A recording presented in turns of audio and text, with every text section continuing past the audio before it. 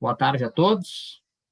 Estamos agora gravando. Sejam todos muito bem-vindos à nossa aula aberta da disciplina de Direito Desportivo da Escola de Direito da PUC, na qual teremos o prazer de contar com a presença do meu querido amigo, colega, ex-aluno, Bernardo Pós, que já vem aí há alguns anos se dedicando ao direito desportivo, e que eu convidei para dividir com a gente essa aula e para nos trazer um pouquinho do seu conhecimento sobre o contrato de trabalho desportivo, basicamente por duas razões.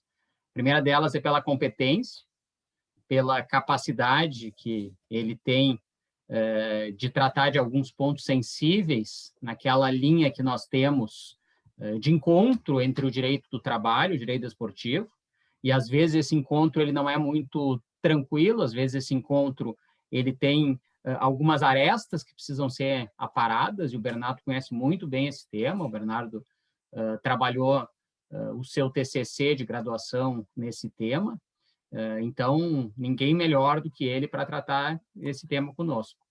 E a segunda razão é para que ele possa servir de inspiração aqui para os alunos, porque, para mim, parece que foi ontem que ele foi meu aluno, né?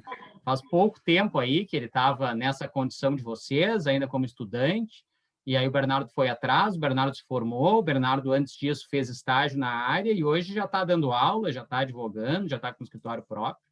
Então, é uma inspiração para cada um de vocês aqui que está começando o direito desportivo, e que, como eu digo lá desde a nossa primeira aula, né, pode daqui a pouco fazer carreira nessa área e começar a se destacar desde cedo. Fato que está acontecendo com o Bernardo. Então, meu amigo Bernardo, sem maiores delongas, como a gente costuma fazer aqui, a ideia é ter um bate-papo mais informal, né? A gente não tem, como é próprio do próprio direito desportivo, né? Não temos maiores formalidades, não temos nenhum tipo de necessidade de liturgia aqui. Então, a palavra é tua. Conta um pouquinho para nós aí do que tu sabe e o que tu vem trabalhando em termos de direito do trabalho desportivo.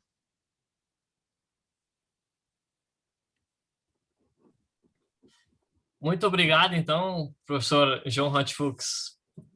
E para mim é uma grande honra, com certeza, estar aqui. Então, como eu já falei inicialmente, agradeço imensamente o seu convite e agradeço também na pessoa da Bruna Kellerman, na presença de todos os demais. A Bruna é advogada do Grêmio.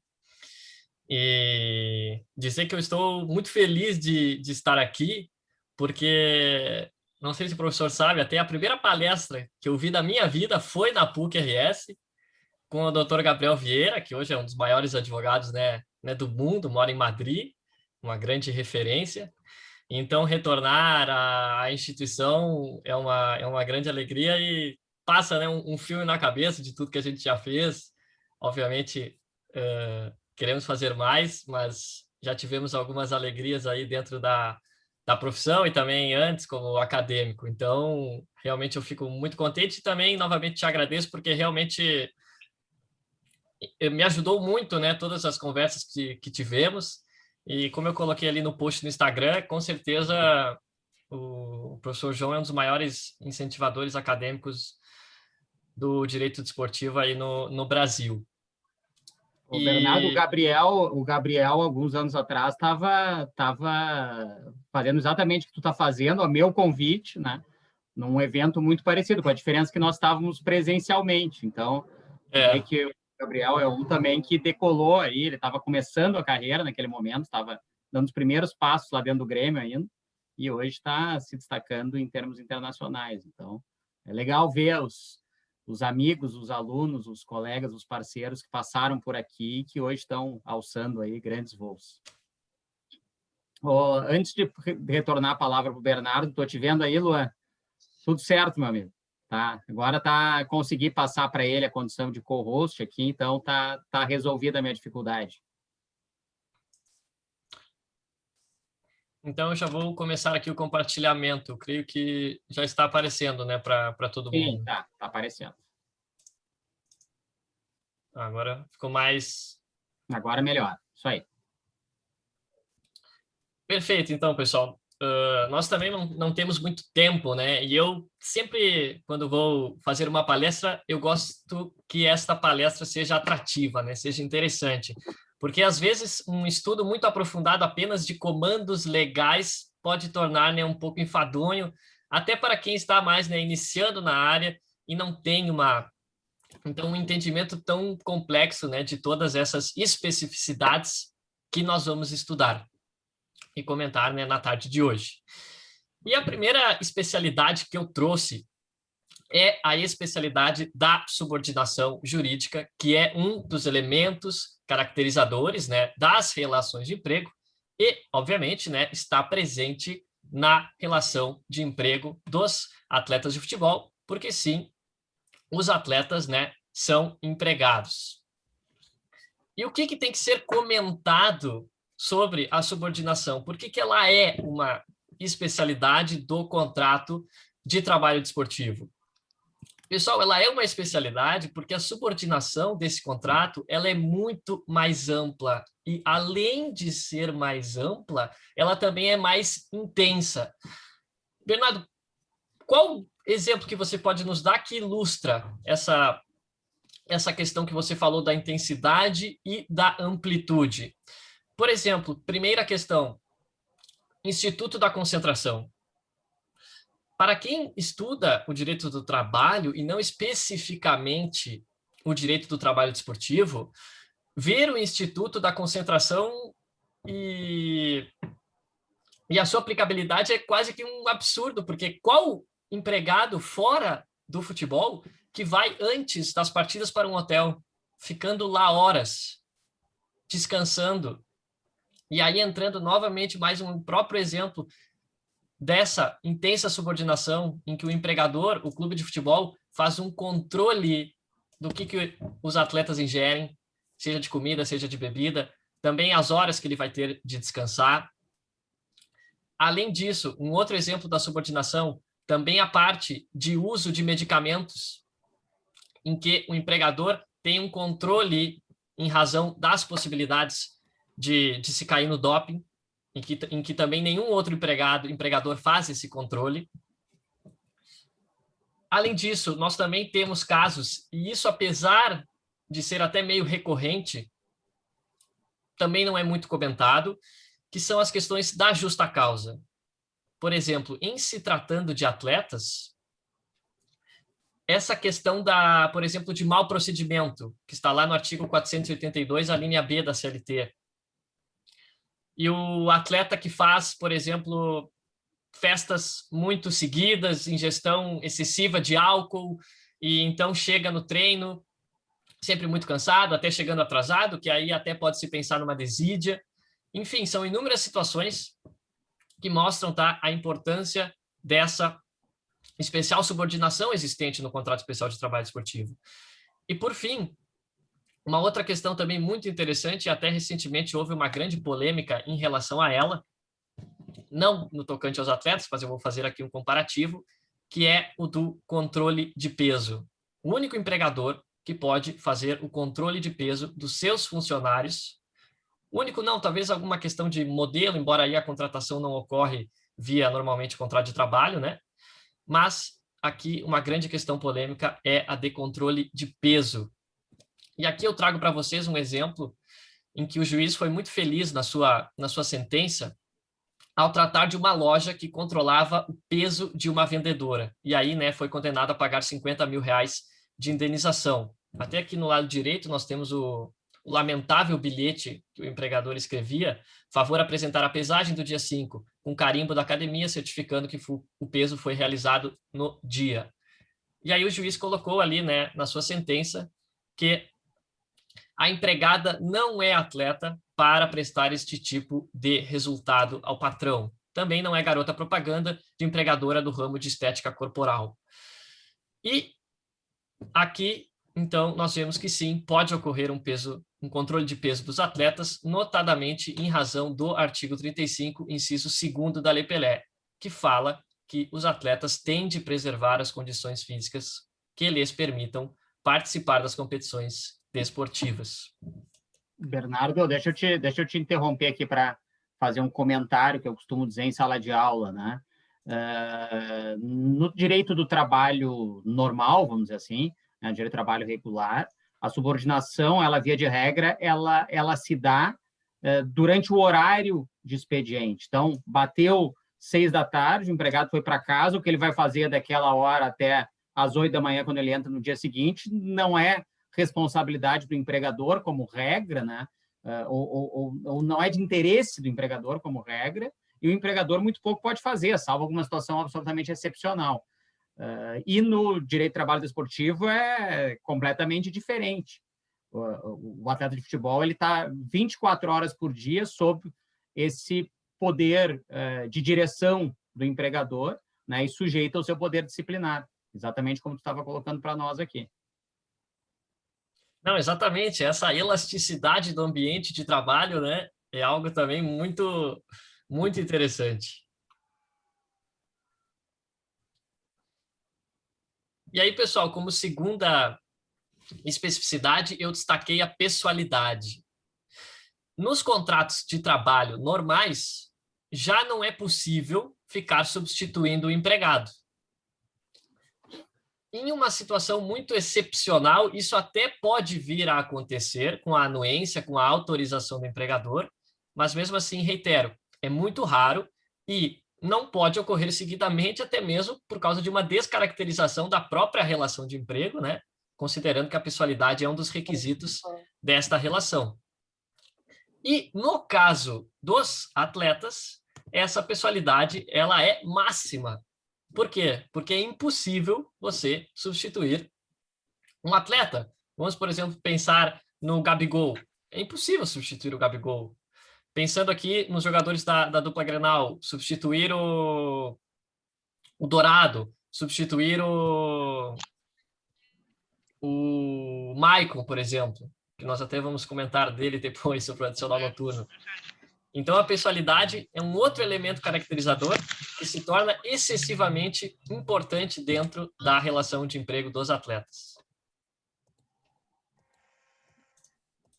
Isso aí, Bernardo, até tem consequência numa possível equiparação salarial, né? É muito complicado a gente identificar a hipótese de equiparação salarial num contrato de trabalho desportivo, porque a perfeição técnica não é, dificilmente, ou é impossível que seja idêntica, né?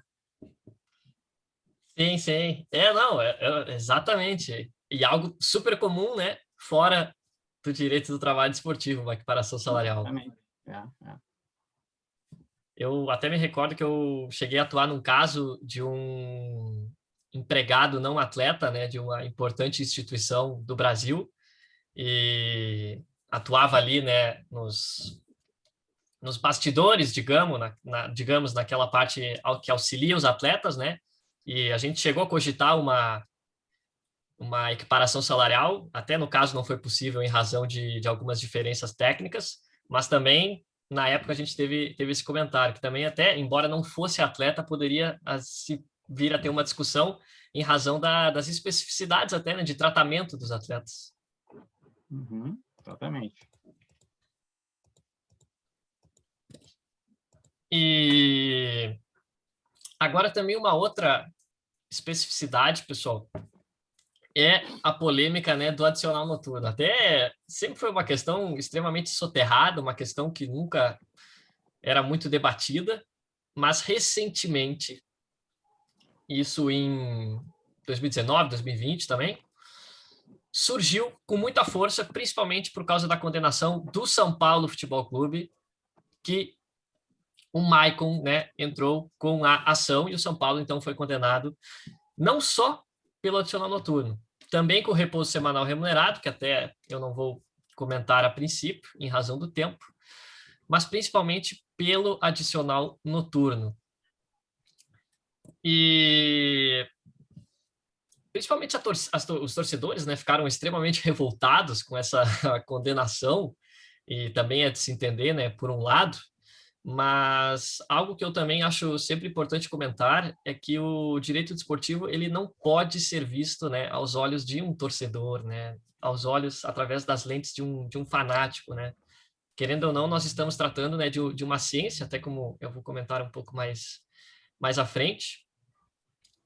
E então, justamente pensando nessa ciência, o que que nós temos que saber? Nós temos que saber que a Constituição da República Federativa do Brasil, ela diz, no artigo 7º, inciso 9º, que a remuneração do trabalho noturno deve ser superior à remuneração do trabalho diurno. E aí vem, né, a CLT, a Consolidação das Leis do Trabalho, e no artigo 73, caput, diz que este adicional deve ser de, no mínimo, 20%. E aí, outro ponto que também é muito importante, João, e isso aqui poucas pessoas eu vi, ou quase ninguém eu vi comentar esse ponto, que a própria negociação coletiva não permite a redução, não permite nem a supressão e nem a redução do adicional noturno. Está lá no artigo 611b, inciso 6º, que é objeto ilícito de negociação coletiva, que é justamente quando o empregado, então, acaba perdendo fortemente essa questão da hipossuficiência, e nem na negociação coletiva é possível uma redução e supressão. Bernardo, só para quem não acompanha aí o direito do trabalho, né, só para explicar o que é horário noturno.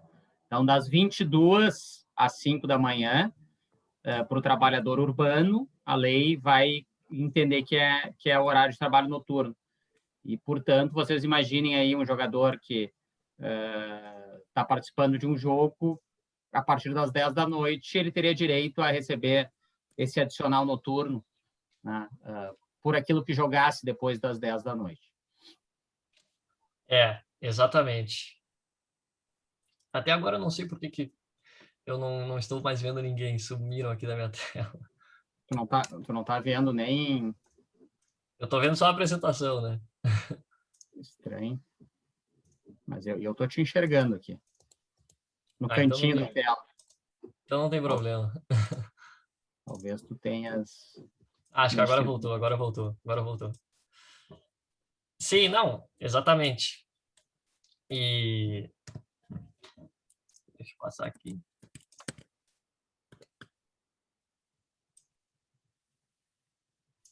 E aí existem muitos argumentos, né, de por que o adicional noturno não deve ser pago. E existem, a bem da verdade, menos argumentos de por que ele deve ser pago, mas com mais força, principalmente, né, constitucional. E o argumento que mais se repete é o argumento das especificidades da profissão. E qual que é a minha grande crítica a esse argumento? É que existe uma falta de desenvolvimento argumentativo dessa razão. O magistrado só coloca ali especificidades da profissão, então nem desenvolve nada e já não paga, né, o adicional noturno. Só que, né, nós estamos tratando de uma ciência. Com certeza que o direito ele é um fato social, mas ele também, né, é uma ciência. E uma ciência que, embora não exata, é uma ciência de rigor. E aqui me valendo das palavras do ilustre professor Miguel Reale, e uma ciência, né, estruturada, hierarquizada e sistematizada através de regras e princípios. Então, como que nós vamos pegar e ignorar, né, um comando constitucional que está lá no topo, né, da pirâmide hierárquica das normas? Então, com certeza, justamente em razão deste fato social, que o argumento das especificidades pode vir a ter força, mas eu acredito que ele precisa ser mais desenvolvido, principalmente porque os choques são contínuos de especificidades e a ciência do direito, principalmente no direito desportivo trabalhista. E aqui nós podemos pensar no próprio adicional noturno, nós podemos pensar no repouso semanal remunerado, nós podemos pensar nas horas extras e a concentração, que isso até já veio a ser superado, porque era um tema mais crasso, mais clarividente de qual solução tinha que ser tomada, mas existem ainda muitos temas que não foram solucionados. E justamente eu acredito que esse desenvolvimento pode vir a solucionar. E aí eu até me recordo, professor, que isso estava, né, no meu trabalho, em que eu utilizei o modelo da superabilidade das regras do professor Humberto Ávila para tratar essa questão das superações, das possíveis superações ou não, né, dessas questões. Isso é essa zona de potencial atrito aí entre o direito desportivo e o direito do trabalho, né? Que aqueles que defendem as especificidades da profissão, eles costumam partir do pressuposto que esse empregado é um empregado diferenciado, é um empregado num nível remuneratório muito alto, é um empregado que tem uma situação muito diferente daquela do hipossuficiente lá do direito do trabalho, esquecendo que esse é um percentual muito pequeno nos atletas profissionais, né? Então, o atleta profissional que recebe 100, 200, 300 mil reais por mês, isso é uma minoria, assim, eu creio eu que seja menos de 1% do que nós temos de atleta, né? Então, esse é um argumento que muitas vezes ele está, embora ele não esteja presente nas decisões, mas ele está por trás dessa ideia, né? Se é um atleta de futebol que ganha lá 200 mil reais por mês, ele não pode achar ruim ter que jogar à noite, porque isso faz parte da profissão que ele escolheu e que dá essa fortuna para ele. Mas a realidade que nós temos é que o ordenamento jurídico que existe determina isso, né? Então, o próprio TST ele tem algumas divergências com relação a essa questão das especificidades da profissão, mas eu concordo contigo, Bernardo, que ele é um argumento sem muita consistência, né? Qual seria a especificidade suficientemente capaz de afastar parte do ordenamento jurídico? É difícil a gente identificar isso, né? Mas no TST a gente tem uma clara divisão de ministros que aplicam o direito do trabalho de uma forma mais vinculada ao direito do trabalho padrão e de outro grupo de ministros que entende que o direito do trabalho desportivo é outra coisa, né? Eu até entendo que possa ser outra coisa, mas quando é outra coisa, o legislador tem que dizer que é. Senão, não é, como, por exemplo, no caso da concentração, né? Não, exatamente. E é interessante também comentar que, no caso do repouso semanal remunerado, existe na lei especial, na Lei Pelé, um comando de que os atletas têm direito, e mesmo assim, o argumento das especificidades às vezes derrota esse direito. Então, exatamente na linha do que tu falou, até onde vai, né, a força até normativa do argumento das especificidades. Exatamente. Não, eu ia dizer o seguinte, nós temos que lembrar que a Lei Pelé ela foi elaborada olhando para essa minoria, né? Olhando para grandes clubes e atletas de ponta. Só que ela vai se aplicar, e mais que isso, grandes clubes, atletas de ponta e do futebol. E ela vai se aplicar não só para o futebol, até tem alguns artigos ali que a gente vai aplicar só no futebol profissional, mas não só para o futebol, e não só para atletas de ponta e não só para grandes clubes. Então, daqui a pouco pega um clube do interior do estado aí, ou de um estado mais ao norte do país, que os atletas recebem salário mínimo. E aí esses atletas têm a especificidade da profissão ou ele é tão empregado quanto um empregado de chão de fábrica de uma indústria que recebe o mesmo salário mínimo? Então, é uma questão que, às vezes, as pessoas esquecem por toda a mídia que está em cima desse futebol de alto nível, mas que, em termos quantitativos, é uma minoria no Brasil. Eu já vi alguns levantamentos disso e agora não me recordo assim, perfeitamente qual é o percentual, mas pelo que eu me lembro, assim, atleta que tem salário acima de 10 mil reais, eu acho que é na casa de 1% dos atletas profissionais do Brasil. Eu até vi recentemente essa pesquisa da CBF, e eu me recordo que 55% dos atletas recebem um salário mínimo. Isso aí. E trazendo mais 2 pontos interessantes do adicional noturno, o primeiro deles, João, e aí também tem muito a ver com o que tu estavas comentando, se diz, né, que porque o salário é alto, então já está embutido no salário o adicional noturno, né? Só que aí entra um outro grande conflito com a cientificidade, Se nós temos que o salário compreensivo é vedado, súmula 91 do TST, como é que eu vou dizer que já está, né, dentro do salário base? Isso não ocorre com nenhum empregador. E o segundo ponto, também muito utilizado, é o de que é inerente à profissão, né, trabalhar à noite. É algo da profissão do atleta trabalhar à noite. Mas aí, novamente, um conflito, porque súmula 140, se eu não me engano, do TST, que diz que os vigias noturnos têm direito ao adicional noturno. Nem me lembrava dessa súmula. Mas, então, mais um argumento aqui para reforçar essa tese, concordo contigo. Exatamente, algo extremamente complexo, né? Também uma outra polêmica que ainda está borbulhando com força é a da dispensa, né, com justa causa dos atletas que violam o protocolo de segurança ao Covid.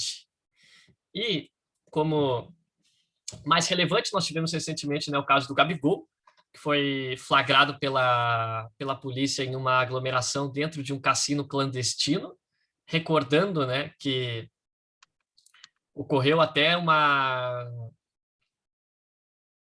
situação de direito penal, eu creio que é uma contravenção, né? Jogos de azar são contravenções, se eu não me engano. E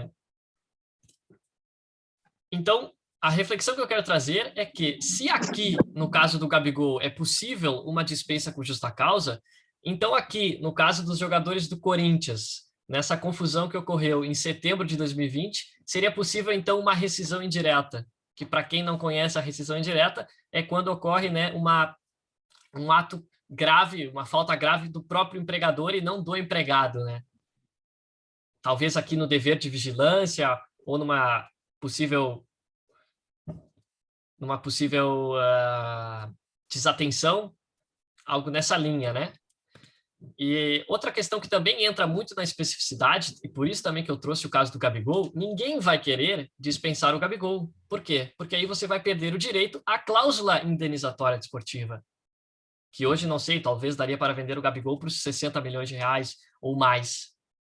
Mas aí um outro caso específico, em que se tem interesse de se livrar do atleta, para então não pagar a cláusula compensatória, é o caso do Curitiba, que eu nem sei se veio realmente a se demitir a se dispensar com justa causa. Mas, enfim, o Curitiba obviamente não tinha mais interesse em contar com o atleta, e em qualquer mera violação já teve, né, o interesse de fazer o desligamento justamente para não pagar a cláusula compensatória, que é a cláusula que os atletas têm direito quando são dispensados sem justa causa.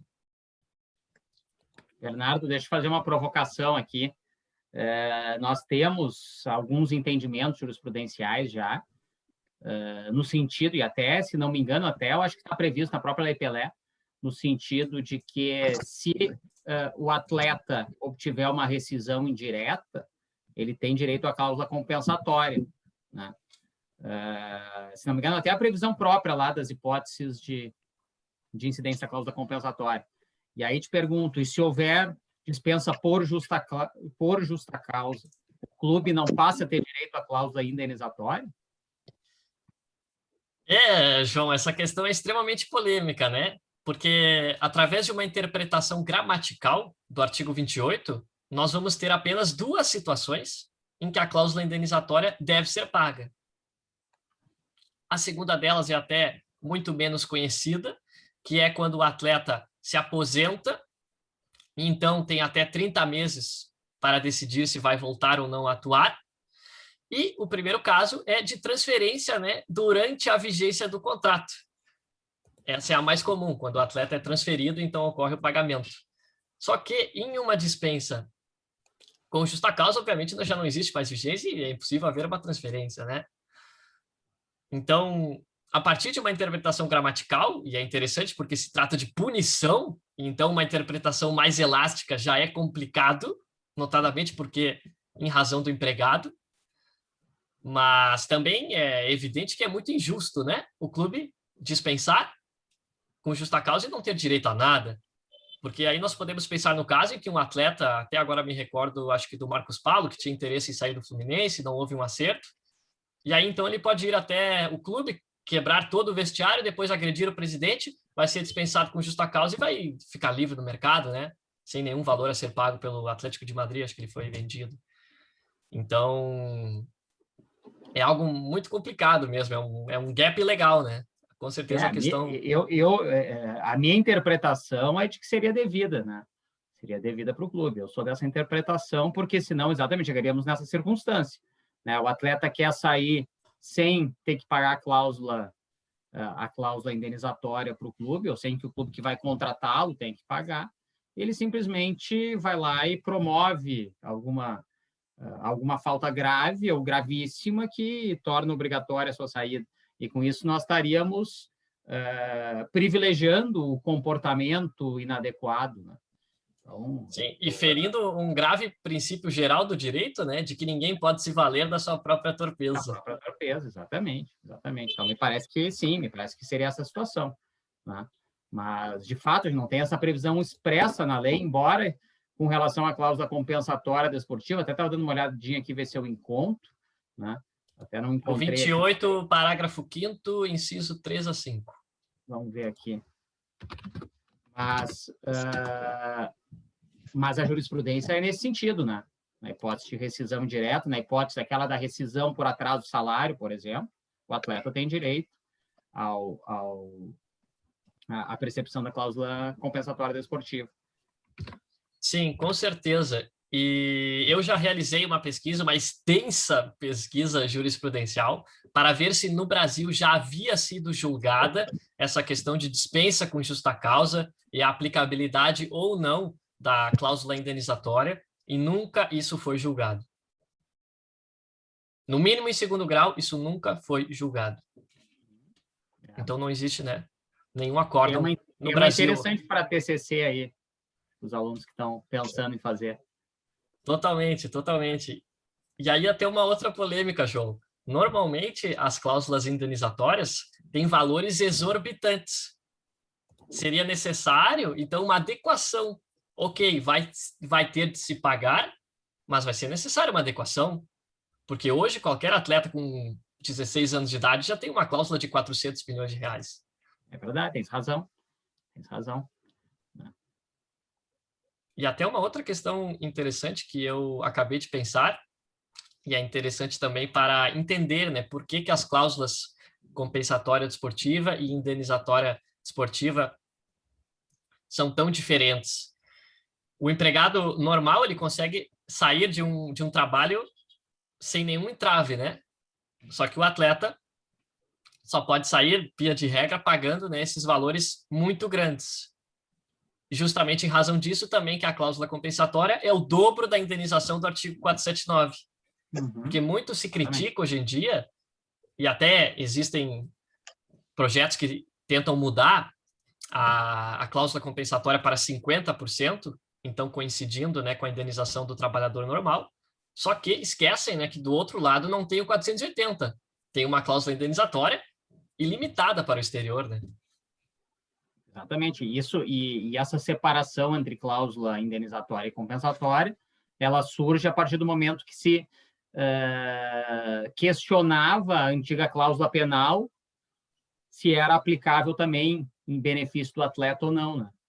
E aí a jurisprudência acabou se posicionando no sentido de que não era aplicável, e aí se passou a aplicar a regra da extinção do contrato a prazo da CLT, que é essa 50% do restante.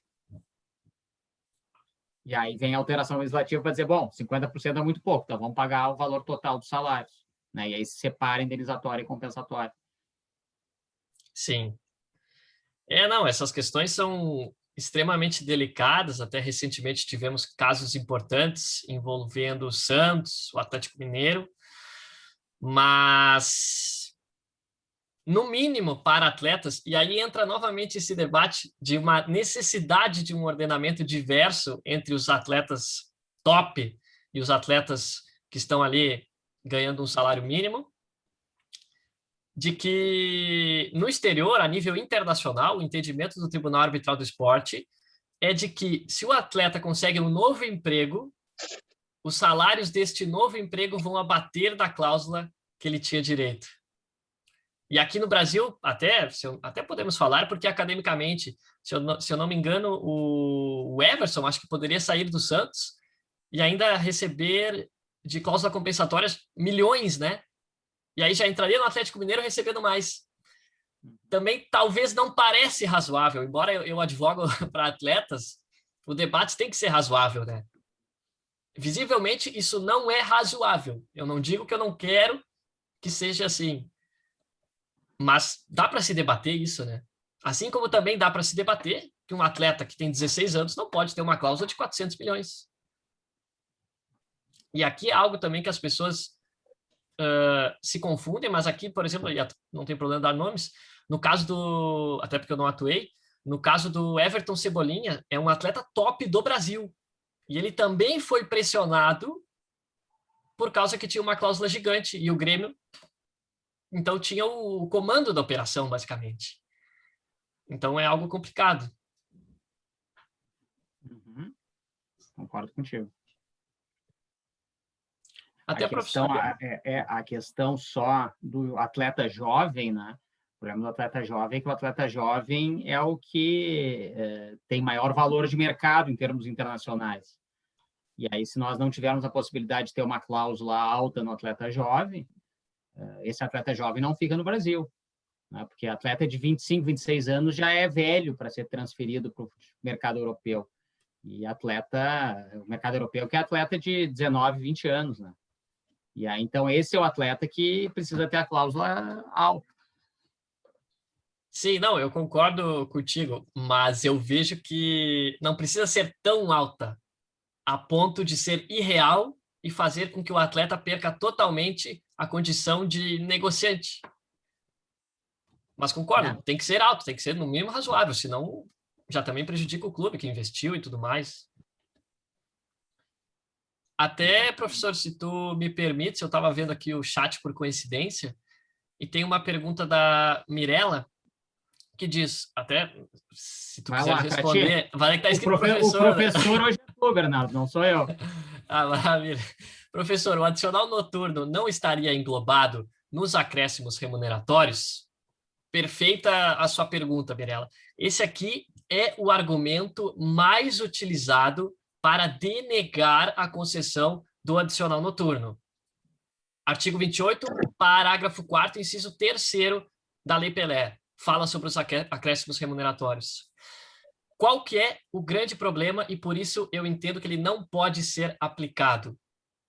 Porque esse inciso não fala no adicional noturno.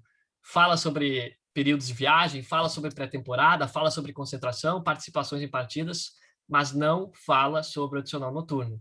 Então eu entendo que tem um rol exaustivo e, evidentemente, não deixa a entender que é um rol meramente exemplificativo de situações. Então eu entendo que não pode se entender esse inciso como um argumento para denegar o adicional. Perfeito. É que, na verdade, seria uma espécie de salário complessivo, como tu bem colocaste, né? E aí a gente não poderia, em razão disso, também ter aquela possibilidade. Quando nós temos aquele artigo, estou tentando localizar aqui no meu material, que trata do atraso de salário, e aí diz o que é considerado salário ali. É o 31, parágrafo 1º. Vamos ver o 31, parágrafo 1º. 29, 30, 31. Não trata ali também, né, do adicional noturno, que seria uma verba salarial, mas eu acho que nada disso afasta, porque lá no 28, qual é a lógica ali do 28, né? É o 28, parágrafo que nós estávamos lendo. É o 4º, inciso 3. Parágrafo 4º, inciso 3. Né? Qual é a lógica aqui? Então, aplica-se ao atleta profissional as normas gerais da legislação trabalhista, ressalvadas as peculiaridades constantes desta lei, especialmente as seguintes. E aí não está, dentre as peculiaridades da lei, dizer que não tem direito ao adicional noturno. E, portanto, se aplica. Né? Ou seja, a lei é clara ao remeter à legislação geral, ressalvado. Então, aquilo que não está aqui na Lei Pelé dizendo que é diferente, vale a regra geral. Essa é a interpretação que nós devemos dar para esse parágrafo 4º, né? E essa interpretação reforça a ideia de querer devido adicional noturno. Mais uma pergunta para ti da Juliana aí, Bernardo. Vai lá. Sim, só desculpa, eu só vou complementar o que tu estavas dizendo. Um argumento que eu já vi, 2 argumentos eu vou comentar, que eu já vi, que foram usados, e sempre o meu comentário com a máxima da taverna, né, os eminentes desembargadores. Mas, primeiro argumento, a Lei Pelé não previu o adicional noturno. Sim, não precisa prever. Ao argumentar, é evidente que se desconhece o parágrafo 4º, que diz da aplicação subsidiária.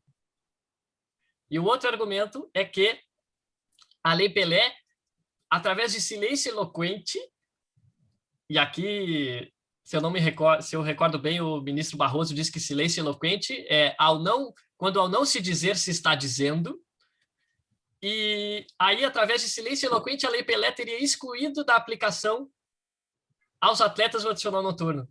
Só que aí eu perguntaria ao eminente desembargador, como que uma lei nacional vai ir contra a Constituição?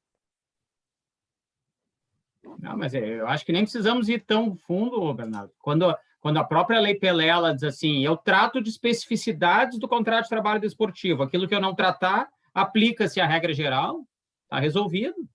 Nem precisaria estar na Constituição, nem precisaria ser direito constitucional. Poderia ser um direito de matriz legal da CLT e pronto. Seria aplicável igual. Não. Exatamente. Agora a pergunta da Juliana. A demissão por justa causa, com a aplicação da cláusula indenizatória, não pode ser prevista em alguma cláusula no contrato firmado entre as partes? Com certeza. Pode e deve. Pode e deve. Na verdade, eu já tenho minhas dúvidas se pode, né? Porque é uma matéria que indisponível. É uma matéria indisponível, de certa forma. Eu não sei, teria que pensar nessa pergunta da Juliana aqui. Nunca tinha pensado nessa hipótese, né? Porque, na verdade, o que eu vou estar fazendo? Eu vou estar criando uma nova hipótese para aplicação da cláusula indenizatória, caso eu entenda que não se aplica nessa hipótese, né? E aí, será que eu posso isso na relação privada entre empregado e empregador prever uma cláusula mais gravosa ao trabalhador? Não sei, tenho minhas dúvidas. Eu entendo pela disponibilidade nesse caso, até muito em razão da razoabilidade, mas reforço, não poderia ser de 400 milhões. Uhum. Vamos lá, vamos adiante, porque nós não temos mais muito tempo. Aqui era a foto do Sassá, né? Uhum.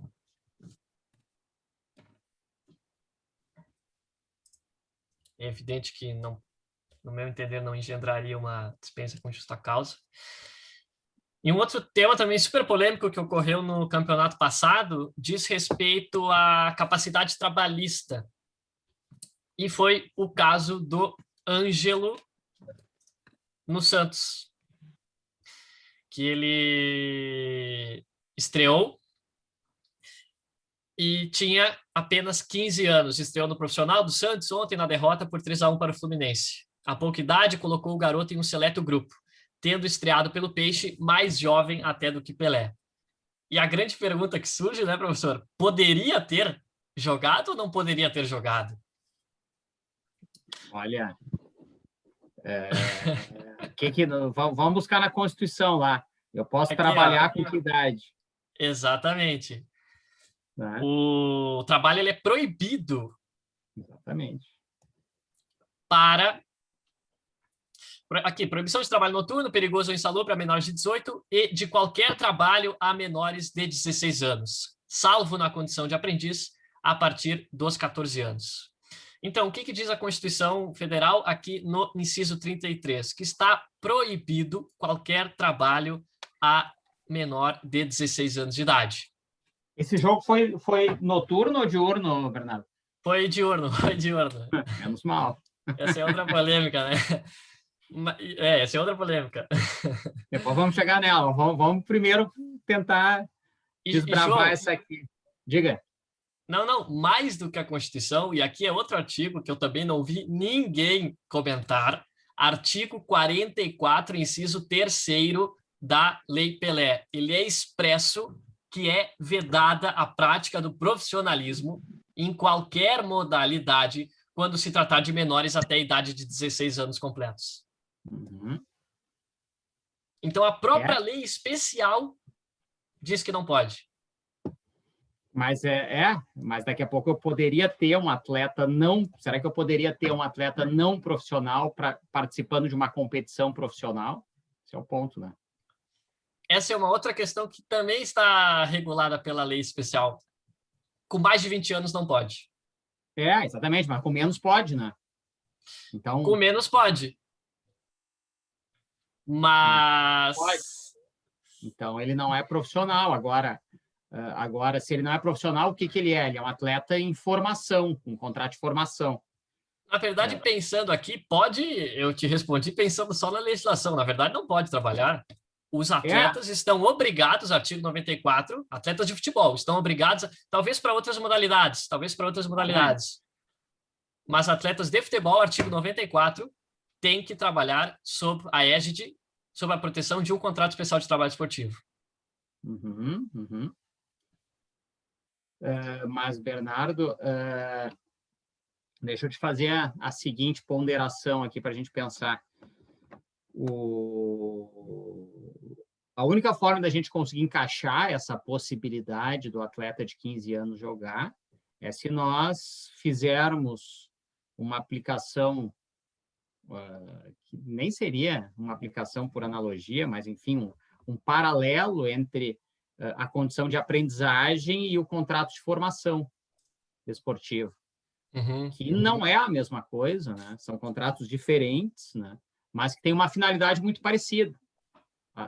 O objetivo dos contratos é formar, tanto lá na aprendizagem para o profissional em geral, quanto na formação esportiva para o atleta, né?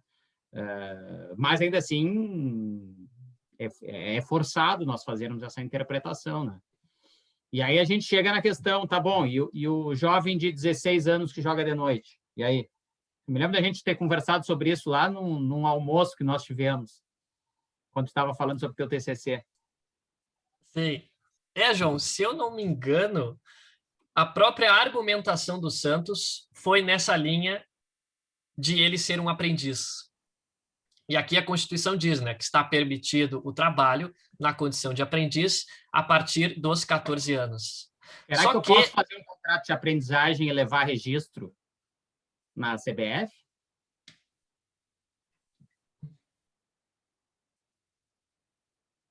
Não sei. Estou te perguntando porque não sei a resposta. Creio que não. Não, porque é um contrato especial. Exatamente. Creio que não. Não Para pode. dizer que aprendiz tem que ter um contrato de aprendizagem, que é um contrato típico previsto na CLT. Exatamente. Exatamente, não é possível. E mais do que isso, o contrato de formação desportiva, que coincidentemente pode começar a ser assinado a partir dos 14, não gera relação de emprego, enquanto que o contrato de aprendizagem é uma relação de emprego. Então, não poderia definitivamente, no meu entendimento, ter jogado. A minha única dúvida é nessa tua interpretação do artigo 94.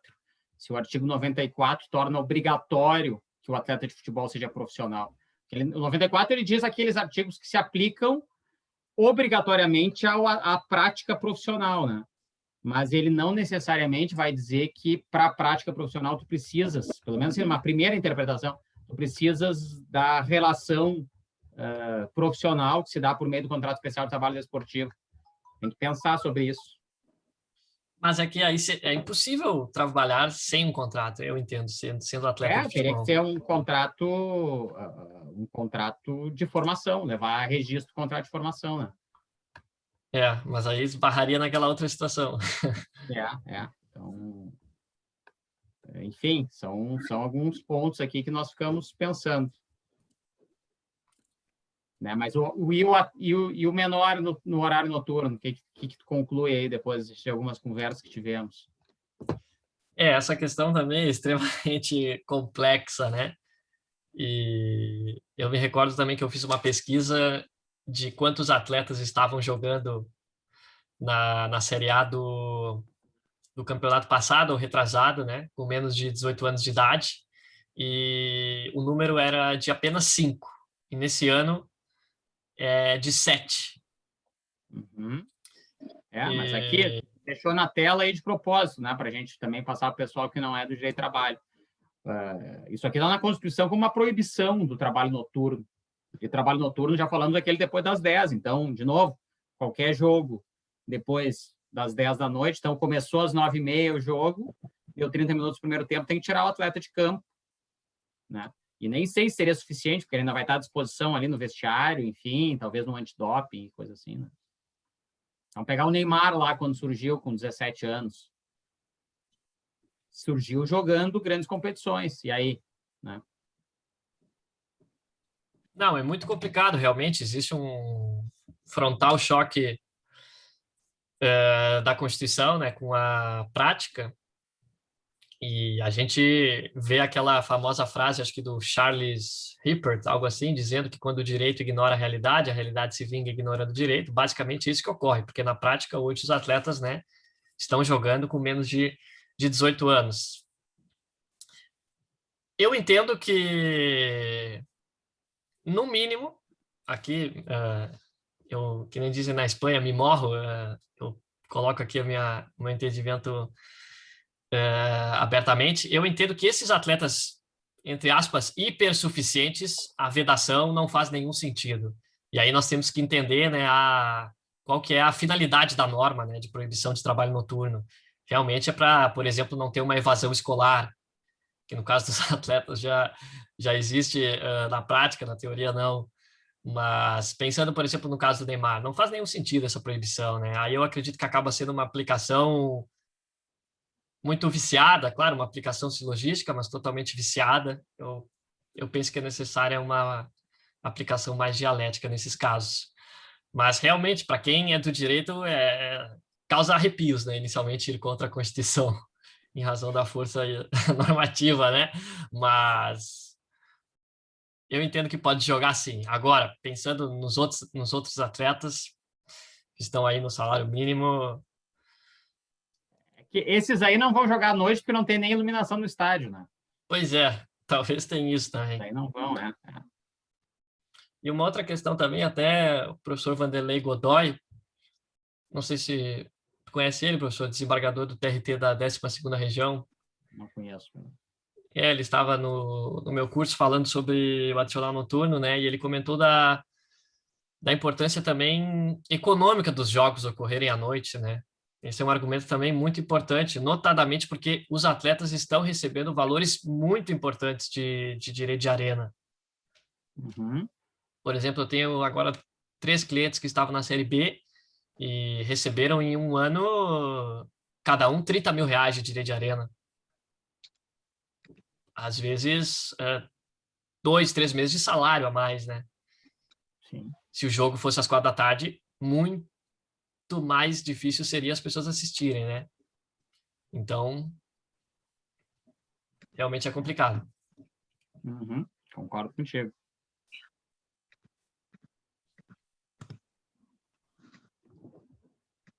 O que mais, doutor Bernardo? O que mais trouxe para nós aí? Porque eu tinha pensado a gente tocar aqui até umas 6h30, mais ou menos, e depois abrir para umas perguntas aí. O pessoal já está fazendo algumas aqui no chat, mas... Na O que manda? verdade, professor, eu achei que iria acabar exatamente esses slides às 18h30 e até fui feliz. Às 18h27, por aí, acabou. Então tá ótimo. Então vamos encerrar aí a compartilhamento e vamos abrir para perguntas. E quem começa se aventurando aí a fazer perguntas para o doutor Bernardo. Sem a consultoria hoje, né, professor? Tem que aproveitar. Hoje é o dia, eu estou tentando desligar meu celular aqui, tem um cliente me ligando sem parar. O Enzo, se tu me permite, professor, ele está ali com a mão levantada. Tá, vai lá. O que manda? Bom, boa tarde a todos. Não tenho nenhuma pergunta, só passando para parabenizar o Bernardo e o professor João pela excelente aula e só mostrando que o direito esportivo é muito, muito bacana e e desperta questões muito interessantes. Parabéns a todos. Obrigado, Enzo. Te aguardo como orientando, então, semestre que vem, se possível. Sim, torço muito para que isso ocorra. Rafa, CNRD, Rui Almeida, Aníbal e Aníbal. Muito obrigado, Enzo. Muito obrigado. Mais alguém aí, gente? Professor, só me deixa... Ah, não, me enganei, não. Eu acho que tem aqui... A Raquel, não sei se quer fazer alguma pergunta, que liberou o áudio aí. Liberou? Ah, mas talvez foi sem querer, né? Pode ser. Deixa eu aproveitar, então, e eu te fazer uma pergunta, Bernardo. A gente teve com a reforma trabalhista, né, algumas alterações lá na CLT, por exemplo, a repartição das férias em até 3 períodos. Outro exemplo, a questão da caracterização do trabalhador hipersuficiente, né, aquele que recebe mais do que 2 vezes o teto lá do regime geral da Previdência Social. Isso tudo se aplica no contrato de trabalho desportivo? Se aplica, não se aplica? Ou até são lógicas separadas, a questão das férias, por exemplo. Será que faz sentido nós dividirmos as férias dos atletas em 3 períodos ou não? Né? Então, as férias são extremamente polêmicas, né? E o pessoal acha que é um tema pacífico no direito do trabalho desportivo. A primeira questão, né, professor, que é necessário entendermos é que as férias dos atletas são da modalidade coletiva e não, né, na modalidade individual. Então, já é impossível, já não é possível legalmente a concessão em 3 períodos.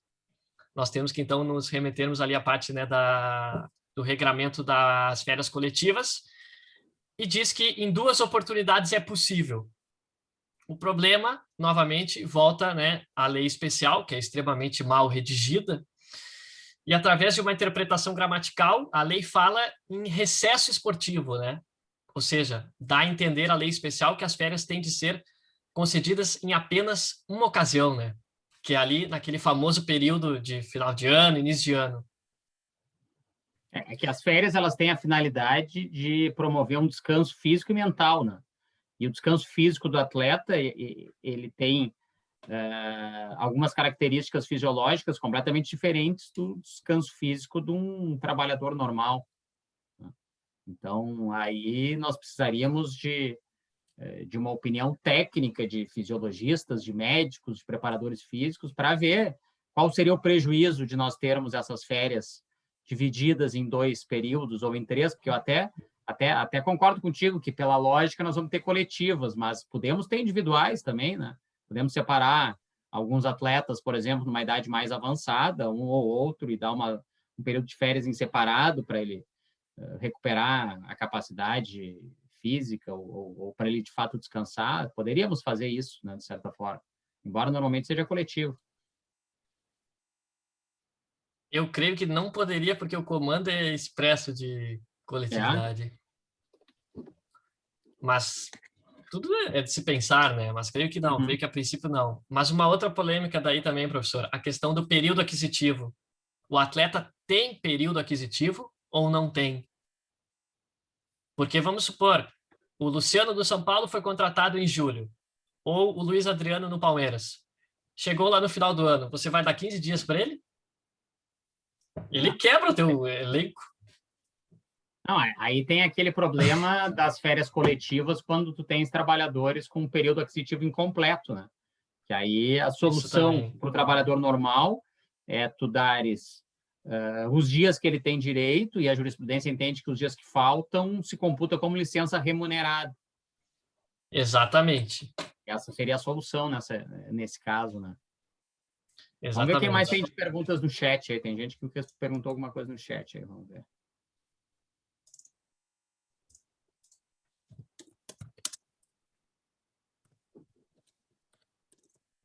Daniela está perguntando aqui, por acaso já comentaram as demissões do Rio Preto? Não comentamos. Eu vi essa situação. Eu não vi. Me conta aí, Bernardo. Não acompanhei. 2 atletas se recusaram a entrar em campo porque as condições de trabalho estavam horríveis, por exemplo, estavam sem alimentação por um período, e aí o clube disponibilizou algumas marmitas, singelas marmitas 2 horas antes de uma partida, e aí eles se revoltaram e acabaram decidindo que não iriam jogar essa partida. E aí o clube procedeu com a dispensa com justa causa. Estou olhando aqui, estou abrindo a notícia aqui para ver. É Uhum. evidente, né, que, no meu entender, que não é caso de uma dispensa com justa causa, né? Por exemplo, é necessário seguir, né, a gradação das penas. Não faz nem sentido uma dispensa tão abrupta, né? Me parece A assim, início de conversa. numa primeira olhada, eu não tinha acompanhado esse caso aqui, né? Mas me parece que seria uma hipótese de ius resistência do trabalhador, né? Desobediência legítima. Olha, eu não tenho condições, eu não vou realizar meu trabalho. Me parece seria isso, mas teria que Exatamente. estudar o caso aqui para poder comentar melhor, né? Eu também não sei exatamente todas as nuances do caso. A Mirella está pedindo para tu explicares aqui um pouquinho como é que funciona o pagamento do direito de arena, Bernardo. Direito de arena? Uhum.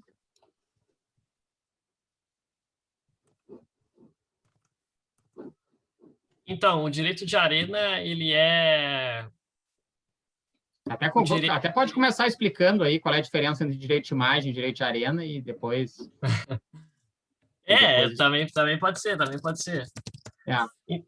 Então, as entidades de prática desportiva, os clubes de futebol, eles têm, né, o direito de arena, que é aquilo de uma prerrogativa exclusiva de negociar a transmissão, né, das partidas. E essa transmissão gera muitos lucros, né, para as instituições, para os clubes. E aí os atletas têm direito a 5% desse valor total. E antes até havia uma polêmica em relação à natureza, né, dessa parcela, e depois a legislação veio em 2011, né? Aquelas alterações de 2011.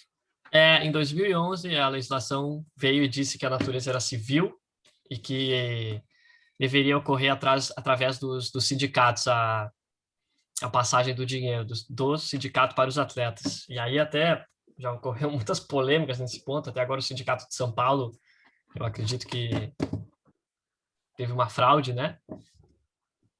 De não repasse.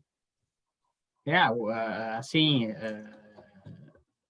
objetivando aqui a explicação para a Mirella, né? Os clubes vendem o direito de transmissão das partidas, e até nós tivemos aquela MP do Flamengo ano passado, que acabou não se convertendo em lei, né? Depois a gente fala um pouquinho dela.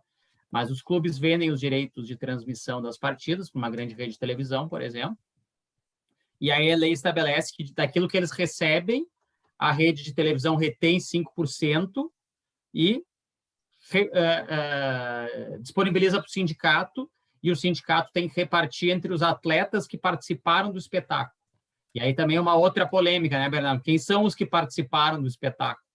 São os 11, mais os do banco de reserva, são aqueles que entraram em campo, quem são, né?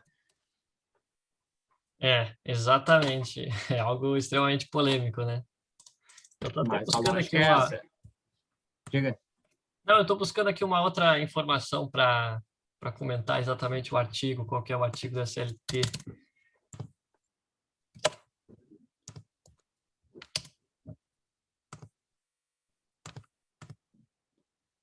Está procurando o artigo da Lei Pelé, do Direito de Arena, é o 42.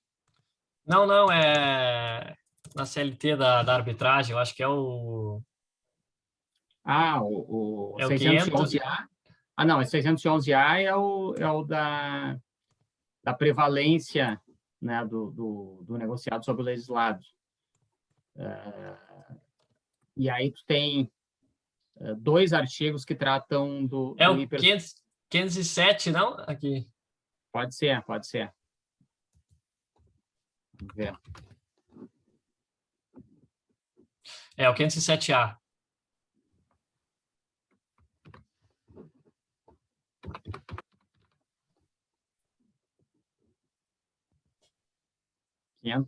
A, isso aí.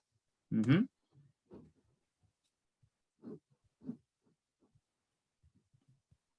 Essa questão da arbitragem é muito polêmica e muito interessante, notadamente em razão da relevância que a CNRD vem tomando.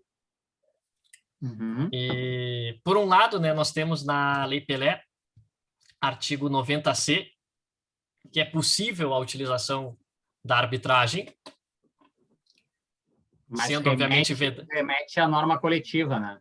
Exatamente, o parágrafo único remete essa permissibilidade à negociação coletiva, ou seja, o acordo, né, ou a convenção coletiva. Só que, com a reforma trabalhista, né, que entrou em vigor em 11 de novembro de 2017, ocorreu a permissão sem, né, esta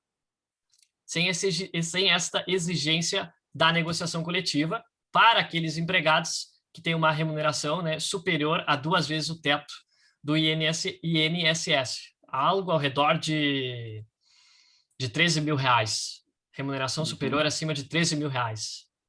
Ou seja, nesse caso, nem precisa do diploma de nível superior, né? Que é, no caso, então, para a negociação individual, né, de algumas questões. Lá do 444. Isso, acho que é isso aí. Então, o que existe é um grande conflito, né, de se houve uma mudança de entendimento geral dessa participação dos sindicatos, então a Lei Pelé já estaria ultrapassada, né, porque essa permissão do artigo 90C, ela é de 2011, ou seja, muito anterior a 2017, né? E explica um pouquinho para o pessoal aí o que é a CNRD, Bernardo. Eu até estava vendo que a Raquel Santos está aqui. Eu queria agradecer a presença dela. Ela é responsável, coordenadora pela parte trabalhista da CNRD. E até agora, agora ficou a pergunta ficou pesada. Agora vai ter que explicar com fiscalização aí.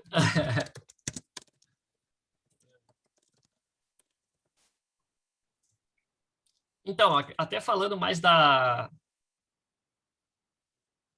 parte geral, e eu também não sei exatamente, João, todos os pontos da criação, né? Mas, salvo engano, a FIFA ela emitiu um comando de necessidade de criação de câmaras arbitrais, embora até exista uma polêmica de se a CNRD é ou não é uma câmara arbitral, né? Mas é a Câmara Nacional de Resolução de Disputas da CBF, pelo que eu sei, criada em razão de um comando da FIFA, né, de que todas as associações deveriam ter as suas câmaras. E a CNRD dá para seguir na explicação de ser uma câmara arbitral, né, que resolve principalmente questões relacionadas a intermediários, questões relacionadas a também aos atletas, treinadores, transferências ponte, enfim, ela julga muitas coisas. E o grande valor dela está justamente nesse entendimento super importante das especificidades. As pessoas que estão ali, os membros, eles entendem, né, o que eles estão julgando.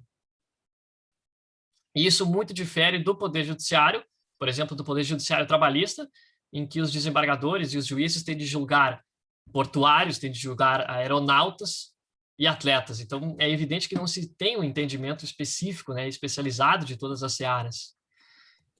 Por exemplo, eu já vi juízes concedendo o 479 em vez da cláusula compensatória desportiva, e isso, a priori, é um erro gravíssimo, né, para quem estuda direito desportivo trabalhista.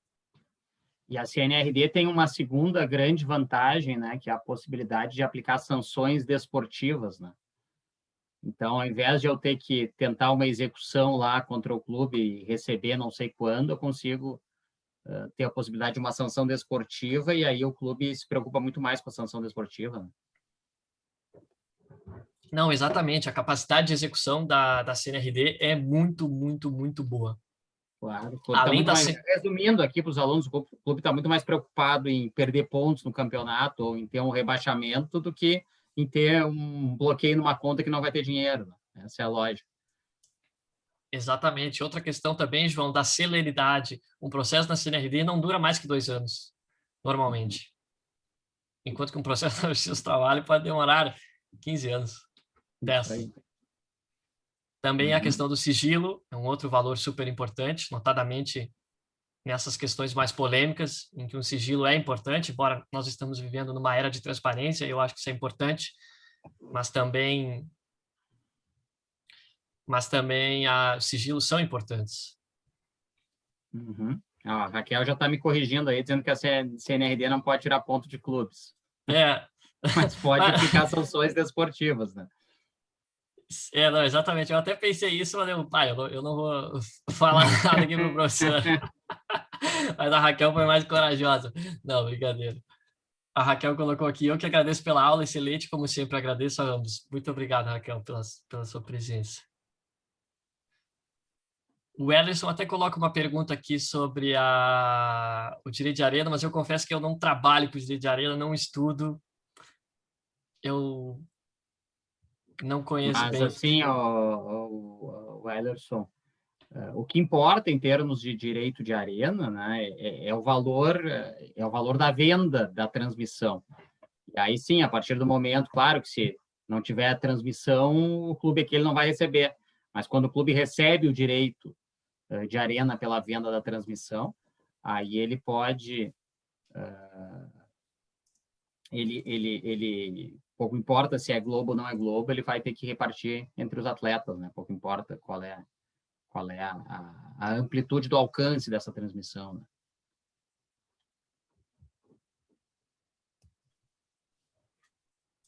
Até uma outra questão, professor, super interessante que eu me lembrei, agora também voltando aos casos práticos, e isso foi comentado no primeiro seminário da NDD, de um atleta do Porto, se eu não me engano, japonês, que se recusou a voltar a treinar e a jogar, porque a esposa dele é asmática, então ele disse que não iria voltar, né? E aí, até acho que teve intervenção do sindicato, o advogado do Sindicato dos Atletas de Portugal estava lá, e essa polêmica foi levantada, né? Mais uma derivada aí do Covid. E só mais um ponto que eu também quero trazer, até porque eu vi pessoas importantes se equivocando nessa questão. Atualmente, os clubes ainda não estão podendo assinar contratos pelo prazo de 30 dias, ali de acordo com o novo artigo 30A. Por quê? Porque nós não temos um decreto legislativo do Congresso Nacional reconhecendo o estado de calamidade pública. Então, segue a vigência do prazo dos 3 meses, no mínimo.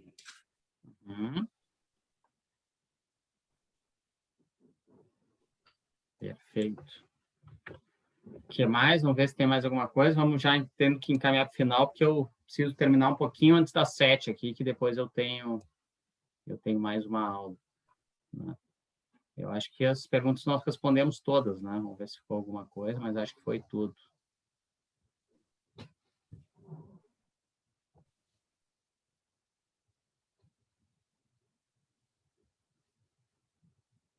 Eu acho que sim, eu acho que sim. O Ederson também está agradecendo. Eu que agradeço as palavras de vocês todos aí, né?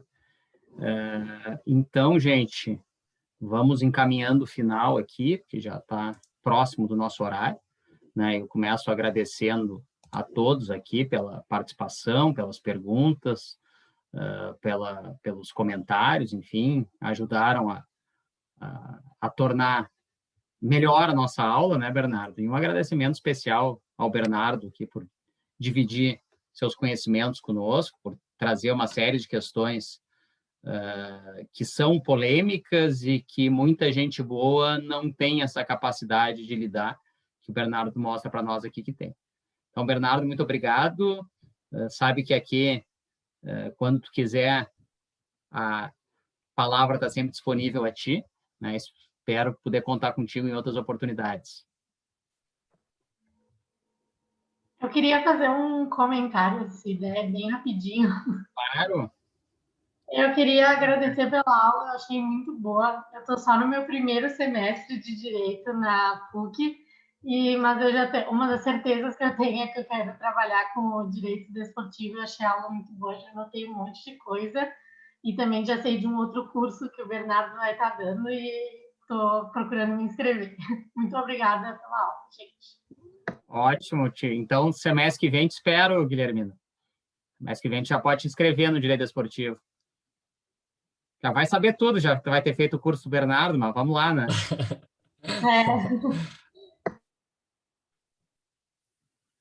Bernardo, então, obrigado pela presença, obrigado pela aula. Eu vou, se tu puder, me repassa esse material que eu vou disponibilizar para os alunos, os teus slides aí. Uhum. E até a próxima.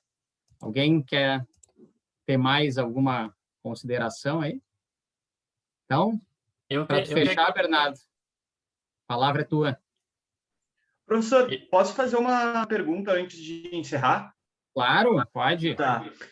A minha dúvida é em relação ao treinador e à comissão técnica. Também, no caso deles, é o CETD ou não? Bernardo, tudo contigo, Bernardo. Lucas, muito, muito interessante a tua pergunta. Assim, ó, não é. Em relação aos treinadores, existe uma lei, tá, especial, que diz, por exemplo, que os contratos dos treinadores vão ter o prazo máximo de 2 anos. Ou seja, só fazendo essa leitura já fica evidente, tá, que os treinadores não assinam contrato especial de trabalho esportivo. Eu estou tentando me lembrar que o número de cor da lei é 8.000... Vou até olhar aqui no meu computador. É uma lei mais antiga um pouco. Eu tenho até um livro que trata desse contrato. É a 8.650. 8.650. E os integrantes da comissão técnica também não assinam contrato especial de trabalho esportivo, tá? Mas dá uma olhada no artigo 90E, se eu não me engano, é o artigo 90E da Lei Pelé, que fala que para os integrantes da comissão técnica e da área da saúde que tiverem relação de emprego com o clube, vai se aplicar aquelas especificidades do parágrafo 4º do artigo 28 da Lei Pelé. Quais são elas, Bernardo? Por exemplo, a questão das férias, por exemplo, a questão da concentração, dos acréscimos remuneratórios, da jornada. Então, é bem importante também conhecer esse artigo. E também, se tu me permite, a professora Raquel colocou aqui no chat, deixo aqui a quem possa interessar o link para acesso do boletim número 1 da CNRD. Lá nós falamos um pouco sobre a CNRD e sobre as decisões. É um brilhante boletim mesmo, eu sugiro todos que têm interesse que leiam. Legal, eu vou baixar e disponibilizar aqui também. Então, muito obrigado pela resposta. Nada. Eu que agradeço, professor, e até com o relato aqui da Guilhermina, eu me recordo também que eu comecei a estudar Direito Desportivo no primeiro semestre. Legal, E justamente legal. isso que me permitiu, justamente, obviamente sempre com humildade, sabendo que ainda tenho muito a conhecer, mas que me permitiu, né, estar à frente do estudo, né? Por exemplo, quem se forma e aí começa a estudar o Direito Desportivo, eu me formei e já tinha 5 anos de estudo. Então, com certeza, eu te indico que continues assim, que a área, apesar de ser meio fechada, um pouco de panela, para quem se esforça sempre tem espaço, e pode contar comigo aí, no que eu puder, eu posso te auxiliar.